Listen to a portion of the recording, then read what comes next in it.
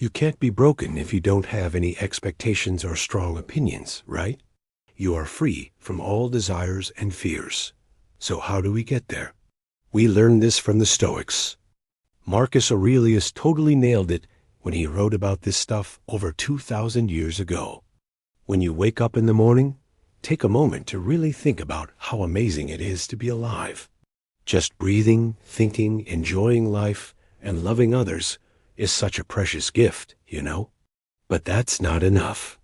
If you want to be mentally unbreakable, you need to know how to take control when things don't go your way, how to deal with the chaos of the world around you.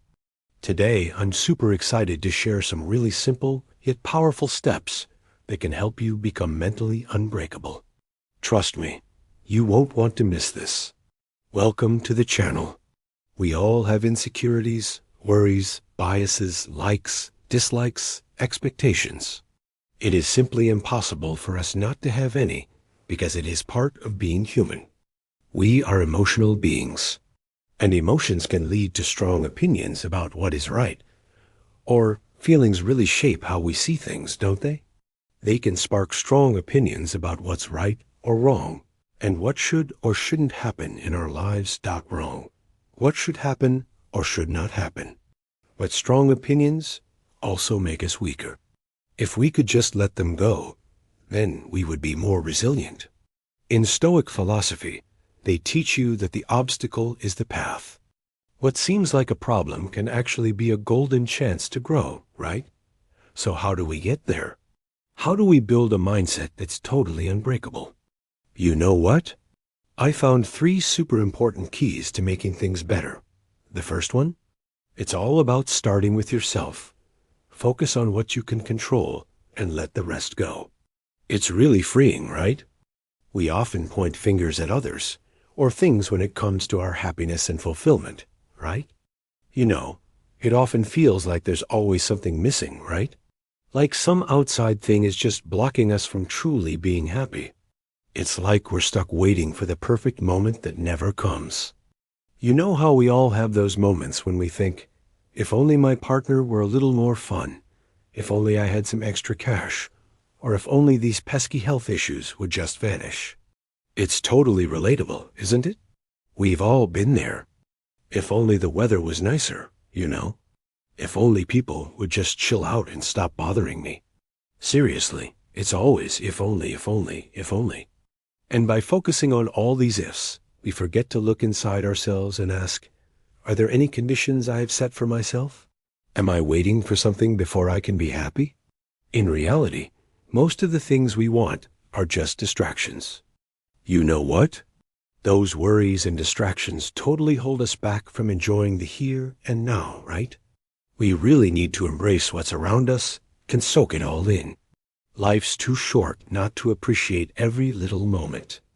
Because whatever we appreciate, we create more of it in our lives. Epictetus said, do not talk too much about your happiness, as if it were something you have discovered. It's all about making that choice every single day, right?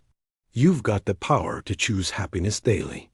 Seriously, every morning is a fresh start, and it's totally up to you to grab that joy and run with it. Why sit around waiting for someone else to take the lead? Seriously, just dive in and make your mark. Start today. There's no time like the present, right? Life's too short to wait for the perfect moment, so why not create it?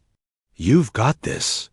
And that means focusing on what is in our control, which is our thoughts, our beliefs, our actions, our habits, our reactions, and leaving everything else alone. Stoicism is like a breath of fresh air, right? It teaches us that the only stuff we can really control is our thoughts and actions. Everything else? Totally irrelevant.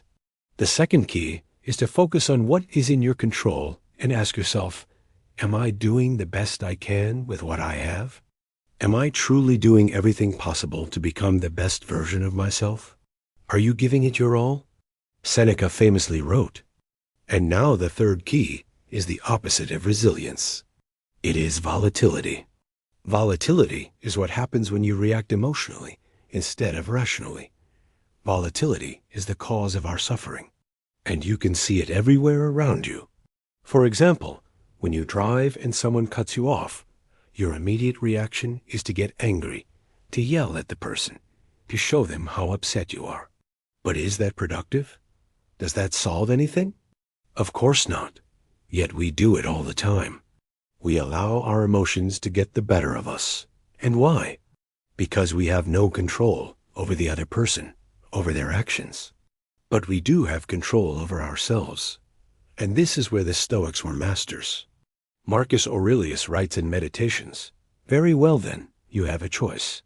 Either let the pain end you, soften you, break you, make you stupid and foolish, or you can use it to increase your wisdom and strength."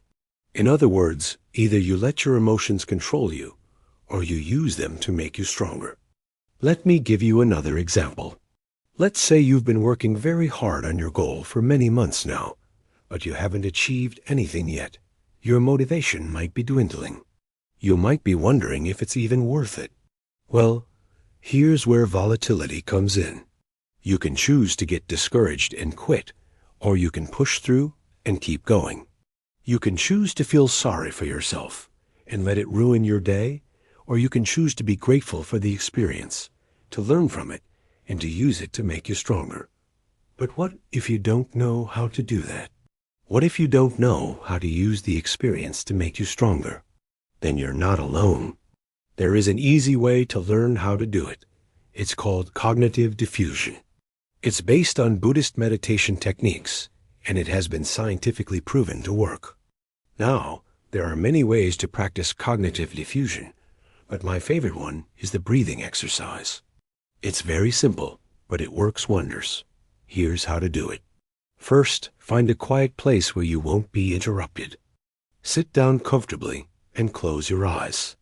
Now, focus on your breath. Pay attention to the sensation of each inhale and exhale. Notice the rise and fall of your chest and the feeling of the air passing through your nostrils. Continue to breathe normally. There is no need to change your breathing patterns. Just pay attention to each inhale and exhale. Now, as you focus on your breath, you may begin to notice distracting thoughts or emotions. It's perfectly normal. Just acknowledge them without judgment and let them pass like clouds in the sky. If your mind starts to wander, gently bring your attention back to your breath. As you continue this practice, you may experience a sense of calmness and clarity.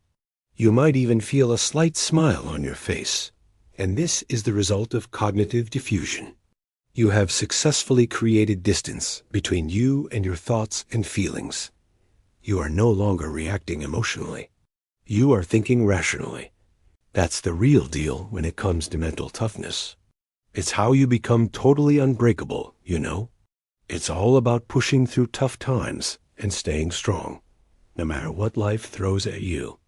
Becoming mentally unbreakable isn't something that happens overnight, you know. It's all about putting in the time, effort, and a bit of practice. But trust me, the rewards are totally worth it. You'll feel stronger, more resilient, and ready to tackle anything life throws your way. Becoming mentally unbreakable is like leveling up in life. You get tougher, more flexible, and way better at dealing with whatever challenges come your way. It's a game changer, right?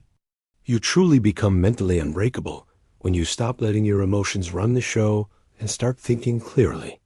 It's all about finding that balance, you know. You really become mentally unbreakable when you focus on what you can control and just let go of all that other stuff you can't change. Seriously, it's like unlocking a superpower, you know. It's all about finding that peace and strength within yourself. You become mentally unbreakable when you focus on your purpose and stop being distracted by the opinions of others. You become mentally unbreakable when you learn from your mistakes and keep moving forward. You become mentally unbreakable when you cultivate inner strength and resilience through daily practices like meditation and cognitive diffusion. And this is the real power of Stoicism. It's not just a philosophy, it's a way of life. It's a way of dealing with the challenges of everyday life. It's all about becoming mentally unbreakable, you know. I really hope you'll hop on this journey with me. Don't forget to subscribe to the channel, okay? Together, we will study the ancient practices of Stoicism and apply them to our modern lives.